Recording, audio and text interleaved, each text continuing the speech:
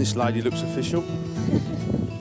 Hello, my name's Mark. Hi Mark, how are you going? Joe. Good, thanks. Taryn. Hi Taryn, how are you? Good, thanks. Now, we've heard you run a tour. Certainly do, a plantation tour.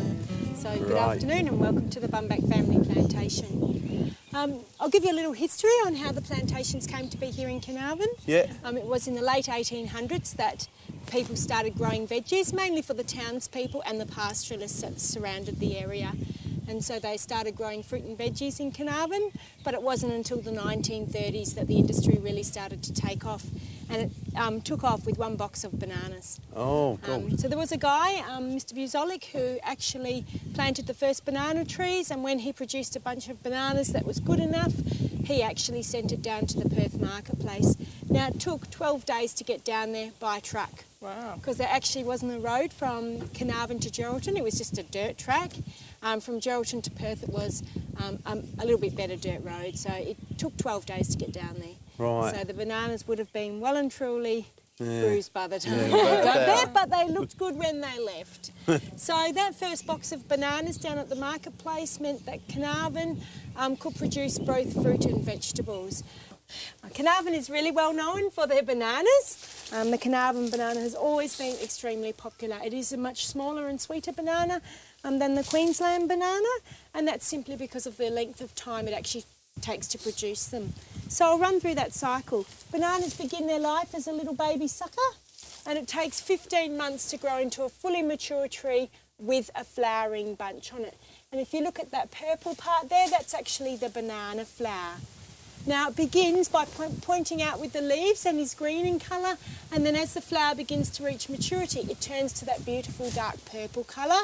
It gets heavy and it falls down, which means it's starting to form its banana shape. Okay. Now the flower is made up of petals just like any other flower, and if you have a look right here you can see the end of a banana flower. And these are the petals that make up that flower, and it is just like any other flower where the petals spread out and open up, and the banana petals actually curl up, and underneath is a baby hand of bananas. Now in this flower there are over 100 banana petals and 100 baby hands of bananas. Under each petal is a hand of bananas that has been kept nice and warm by that petal. Once that petal curls up it exposes those bananas, and so they start getting cold, and their natural instinct for survival then is to start following and chasing that petal. And so the bananas actually go from being tucked in to curling up, and that's actually how they get their curved bend in the banana. I knew they came from a flower. Yeah, so they start by pointing downwards, and you can see the top of the bunch is nearly curled up. So what, these would have just had petals coming over here and... That's correct. Keeping them warm, and once those petals fall off then the bananas all shape upwards. It takes about a month for all of those banana fingers to turn upwards towards the sunlight and the sun warmth. So 15 months to get a flower, another bunch for the flower to open, another month for the bunch to actually open out and form its bananas, and then another 2 to 3 months for these bananas to fill out and become big, fat, juicy bananas ready for picking. Will the same tree produce more flowers, or do they have to start again? Each tree only produces one bunch of bananas. Okay. So you have to cut them down then when they're finished? Okay, when a bunch is ready, we look at the size of the banana fingers. So this is still a long way off, 2 to 3 months before you'll pick it. The fingers lose all their square ridges and become round in shape. When it's ready, we actually cut the tree, pull the bunch down and chop it off and carry it out, and then chop the tree down, because each tree only produces your one bunch of bananas. Oh, okay. Which takes roughly 18 months. Yeah, I didn't know that. So you're constantly planting on commercial property? No, each tree will always send out a replacement sucker. Oh, of course. They will usually send out 6 to 8 replacement suckers, but you only leave a mother tree and her replacement. All the rest are cut out. Otherwise you'd have one tree, then you'd have 8 trees, then you'd have 64 trees, all in one little spot. Right, yeah. Okay, competing for the same fertiliser and water. So they're very unusual flower. The flowers are also used to make salads. If you can prepare them properly, it's a very delicious salad.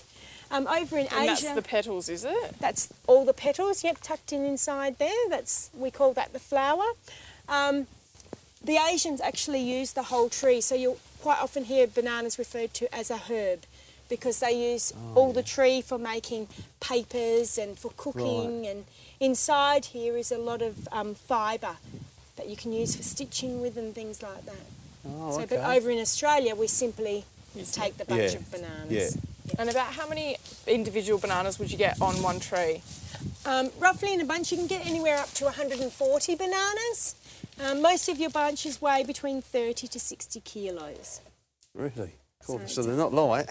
No, they're definitely not light. God, dear. So you get very good at cutting them and carrying them. Yeah. And do you do you stagger the growth so that they grow they're ripe all year round, or is it sort of seasonal? They stagger themselves. Each tree, once it starts producing and suckering, they all get out of sync with each other. So you can see this is a newly formed bunch, whereas there's a bunch far more advanced just hanging straight through. Oh, yeah. Okay, and out on the end of the row you actually see much bigger, fatter bananas. Would that be because they get more sun?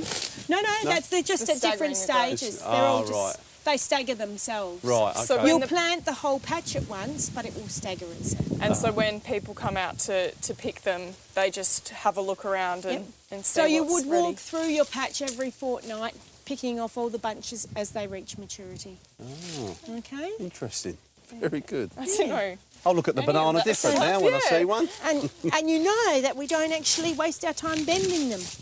Yeah. Well, I didn't actually think you would, but... But here at Bumbaks, we love to let our things tree ripen because bananas will naturally ripen on the tree because they reach their naturally high sugar levels. So they'll be lovely and sweet. So you can see these bananas here are all starting to ripen up, and they'll actually be very delicious ripe bananas. So does that mean we can taste one? you sure can. Right. Now, these bananas are actually starting to split, which means they have reached their full maturity, and it makes it much easier to peel. Thank you. You might be able to reach higher than me. So bananas, if they're left on the tree and they reach maturity, their skins begin to burst. They're bursting with flavour, and they are very, very sweet. That's what I remember bananas tasting like when I was a kid. So tree ripened are very different. Nice We and like to sweet. have lovely sweet bananas full of chocolate-coated bananas and banana jam, and so we let them all tree ripen and pick them as the bunches ripen. And it takes roughly anywhere from 2 to 4 weeks for a whole bunch to ripen naturally on the tree. Remember, you can learn all about driving through Western Australia at the DriveWA.com website.